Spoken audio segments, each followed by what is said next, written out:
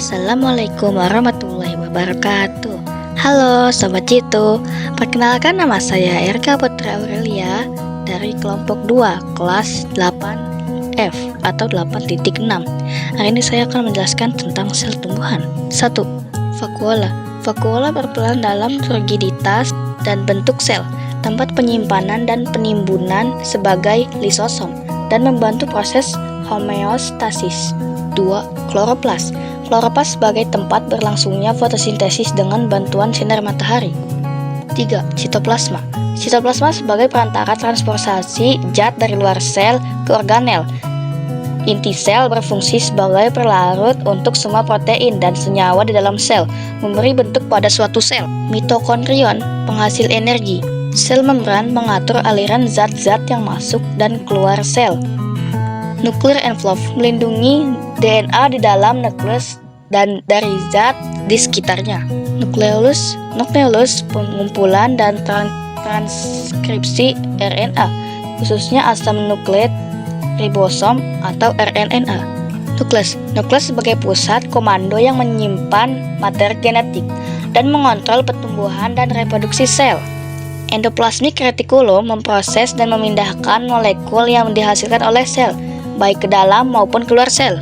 Golgi apparatus melepaskan sekresi pada permukaan sel, membentuk mirosom serta akrosom, membentuk kantung vesikula untuk sekresi sel, dan membantu proses pembentukan dinding sel tumbuhan.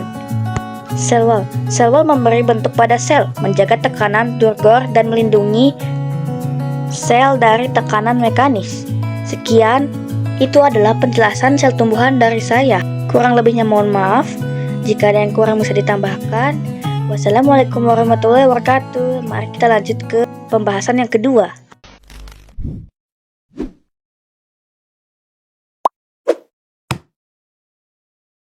Yang kedua, sel hewan. Mitokondrion sebagai penghasil energi. Nukleus sebagai pusat komando yang menyimpan materi genetik dan mengontrol pertumbuhan dan reproduksi sel.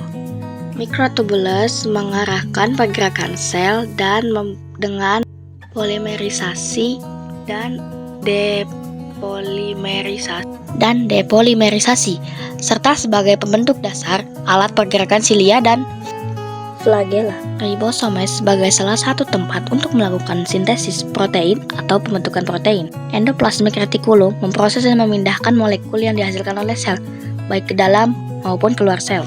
Plasma membran mengatur masuknya bahan-bahan ke dalam sel dan keluarnya zat-zat dari dalam sel. Centrioles membantu dalam pembelahan sel dengan memfasilitasi pemisahan kromosom. Peroksisomes mengoksidasi biomolekul. Lisosomes sebagai sistem pembuangan sampah sel dengan mencerna material bekas pakai di sitoplasma, baik dari dalam maupun dari luar sel. Fascicules memproduksi dan menyimpan cairan yang nantinya akan menjadi air mani. Golgi kompleks membentuk kantung vesikula untuk sekresi. Sitoplasma sebagai perantara transportasi zat dari luar sel ke dalam organel inti sel, berfungsi sebagai pelarut untuk semua protein dan senyawa dalam sel, memberi bentuk pada suatu sel. Nah, sudah jelaskan Sobat Jitu. Kurang lebihnya mohon maaf, karena dimulai maka juga akan diakhiri. Jika diakhir tanpa mulai, itu bukan presentasi, tapi masalah hati. Wassalamualaikum warahmatullahi wabarakatuh.